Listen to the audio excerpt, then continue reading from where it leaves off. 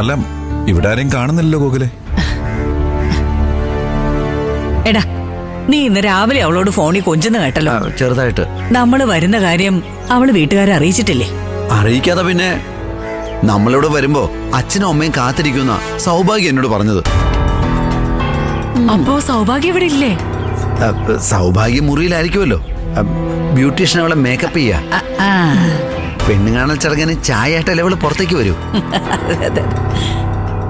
ഗോകുലെ, നീ ആ calling bell അമർത്തി പുറത്ത് ആള് വന്ന് നിൽപ്പുണ്ടെന്ന് അറിയിക്ക്.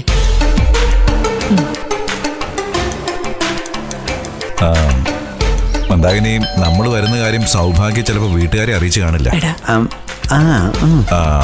അഥവാ അങ്ങനെയാണെങ്കിലും കുഴപ്പമൊന്നുമില്ല, നമുക്ക് സംസാരിക്കാം.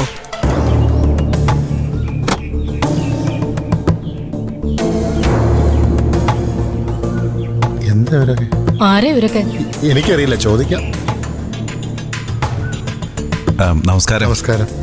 നിങ്ങളൊക്കെ ആരാ? എന്താ എന്താ വേണ്ടത്? അല്ല, രാജശേഖരൻ നായരുടെ വീടല്ലേ ഇത്? അതെ, ഞാൻ തന്നെയാണ് രാജശേഖരൻ നായർ. സൗഭാഗ്യ നിവാസ് ഇത് തന്നെയല്ലേ? അതെ അതെ. അത് ഇത് തന്നെയാ. നിങ്ങളൊക്കെ ആരാന്ന് പറ. നിങ്ങളുടെ മോള് സൗഭാഗ്യം എവിടെ?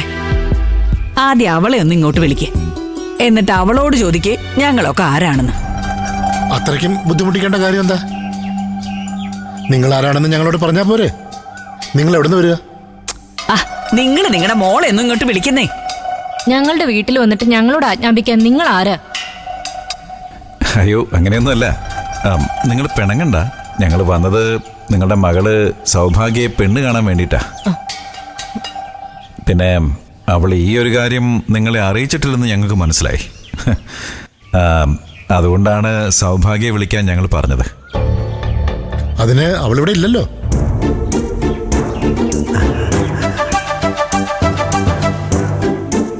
ഞാൻ രാവിലെ സംസാരിച്ചപ്പോ സൗഭാഗ്യം ഇവിടെ ഉണ്ടെന്നാണല്ലോ പറഞ്ഞത്.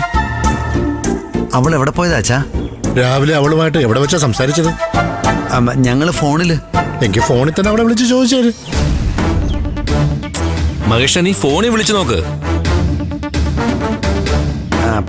സൗഭാഗ്യം ഓൺലൈനിൽ വന്നാലേ കിട്ടൂ. ഇപ്പൊ നെറ്റ് ഓഫാ. അവക്ക് ആവശ്യമുള്ളപ്പോഴേ അവൾ എന്തും ഓൺ ചെയ്യുള്ളൂ, അല്ലാത്തപ്പോ എല്ലാം ഓഫായിരിക്കും.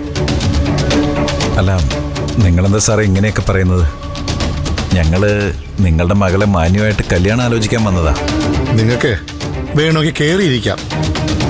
എന്റെ ഭാര്യ ചായ ഇട്ട് തരും. പക്ഷേ പെണ്ണ് കാണലും കല്യാണാലോചനയും ഒന്നും നടക്കില്ല. ഇതെന്തൊക്കെയാടാ? അവള് 2 വർഷം മുമ്പ് ഒരുത്തന്റെ കൂടെ ഇറങ്ങിപ്പോയതാ. പിന്നെ ഇങ്ങോട്ട് വന്നിട്ടില്ല.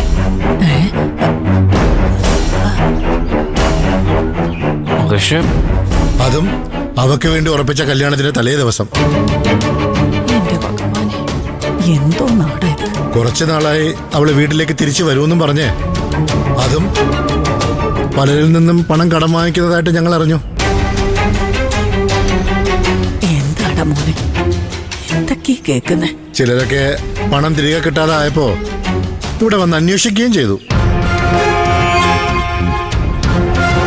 നിങ്ങളടുത്തുനിന്ന് അവള് പണമൊന്നും വാങ്ങിച്ചിട്ടില്ലല്ലോ അല്ലേ? അത് പിന്നെ മതിയടാ, ഇനി നീ ഒന്നും പറയണ്ട. ഇവിടെ നിന്ന് നാണം കെടാതെ വേഗം പോവാൻ നോക്കാം. സച്ചി, ഇനി ഒരു നിമിഷം ഇവിടെ നിൽക്കണ്ട, വണ്ടി എടുക്കാൻ പറ. നമുക്ക് പെട്ടെന്ന് തന്നെ ഇവിടുന്ന് തിരിച്ചു പോവാം. അല്ല മന്ദാകിനി. വേണ്ട, ആരും ഒന്നും പറയണ്ട. വേഗം വണ്ടി കയറാൻ നോക്ക്. വാ സാവിത്രി, മോളെ ഇന്ദു നടക്ക്. ഇനി ഇവിടെ നിന്നാ നിങ്ങളുടെ വില കൂടി നഷ്ടപ്പെടും. വാ, നമുക്ക് പോയേക്കാം. വാ മോളെ. അവന്റെ ഒരു സൗഭാഗ്യം. അല്ല, അത് പിന്നെ ചിലപ്പോ അച്ഛാ സൗഭാഗ്യ ഒരു സൗഭാഗ്യം ഇവിടെ ഇല്ല. ചിലപ്പോ മാറിപ്പോയതായിരിക്കും. നിനക്ക് ഞാൻ സൗഭാഗ്യയുടെ അടുത്ത് സൗരഭ്യം കാണിച്ചു തരാണ്.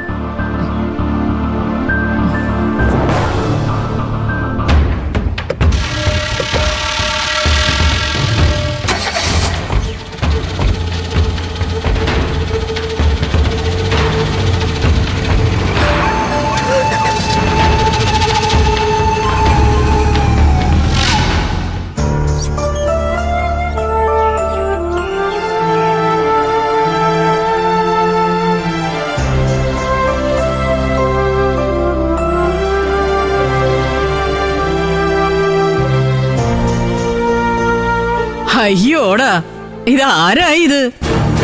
ഇങ്ങോട്ടുള്ള വഴിയൊക്കെ അറിയാവോ ഭാനുമേ?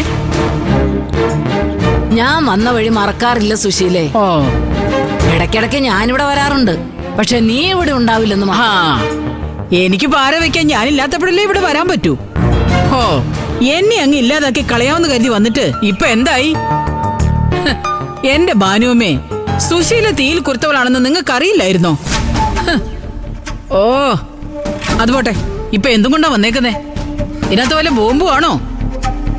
അല്ല, എന്നെ അങ്ങ് തീർത്ത് കളയാനായിട്ട് അവക്ക് വേണ്ടി ചവറായിട്ട് വന്നോന്നും അല്ലല്ലോ. ഞാൻ ഇന്ന് വരെ നിന്നെ കൊല്ലാൻ നോക്കിയിട്ടില്ല സുശീലേ. ഓ. നിന്നെ നിന്റെ മക്കളെ വളർത്താനേ ഞാൻ ശ്രമിച്ചിട്ടുള്ളൂ. അതെ, ഇങ്ങനെ രണ്ടാളും കൂടി കീരിയും പാമ്പും കളിക്കാതെ ഭാനുമ്മ വന്ന കാര്യം പറ. ഞാൻ എന്റെ മകന്റെ വീട്ടിലേക്ക് പോവുക സോനെ. അല്ല, എന്റെ ഒരു ബാഗ് ഞാൻ ഇവിടെ വെച്ചിരുന്നു. ആധാർ കാർഡും മരുന്നിന്റെ ചീട്ടും ഒക്കെ അതിനകത്താ. ഞാനത് എടുക്കാൻ വന്നാ മോളെ. ഹ, അവൾ അവിടെ നിന്ന് ഇറക്കി വിട്ടെങ്കിൽ നിങ്ങൾ തിരിച്ചു പോകുമെന്നും വേണ്ട ഭാനുമ്മേ. നിങ്ങൾ എന്നോട് എന്ത് ചെയ്താലും ഞാൻ പഴയതൊന്നും മറക്കില്ല. നിങ്ങൾക്ക് എത്ര കാലം വേണമെങ്കിലും ഈ വീട്ടിൽ താമസിക്കാം. അതെ ഭാനുമ്മേ, ഭാനുമ്മയ്ക്ക് ഇവിടെ താമസിക്കാം. നമുക്ക് പഴയതുപോലെ സന്തോഷത്തോടെ പോവാ. ആ, ഭാനുവമ്മയ്ക്ക് ഇനി വലുതായി സന്തോഷിക്കാനൊന്നും പറ്റില്ല മോളെ. ഞാൻ പോകുന്നതേ എന്റെ മൂത്ത മോന് സുഖമില്ല എന്നുള്ള വിവരം അറിഞ്ഞിട്ടാ. അവന് ഇന്നലെ രാത്രി ഒരു അറ്റാക്ക് വന്നു. നാളെ ഹാർട്ട് ഓപ്പറേഷനാ. അയ്യോ, അധികം പ്രായമൊന്നുമില്ലല്ലോ അങ്കിളിന്. ആ, ഈ മാസം അവൻ 60 തികഞ്ഞു.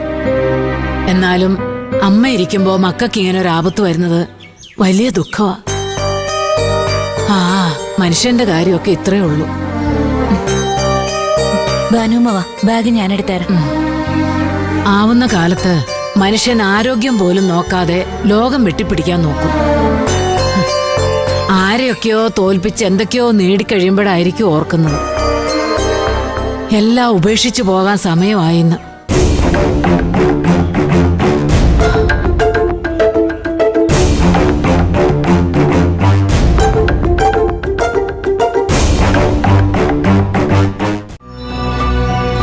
ദാ, അതിലാ മോളെ വെച്ചത്.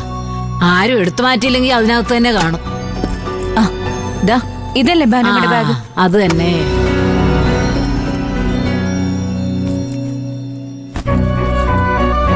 അല്ല, ഭാനുമ്മ പോയ ഏട്ടത്തിക്ക് മോനും ആരായിരിക്കും കൂട്ട്? ആ, ചീരും മക്കളും അവിടെ ഉണ്ടായിരുന്നു. ഇന്നലെ അവര് വിനയന്റെ വീട്ടിലേക്ക് പോയി. ഇന്നോ നാളെയോ അവര് തിരിച്ചു വരും.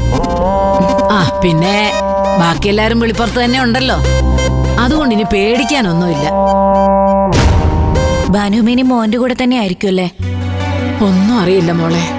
എന്റെ മോൻ വേഗം സുഖം പ്രാപിക്കട്ടെ. എന്റെ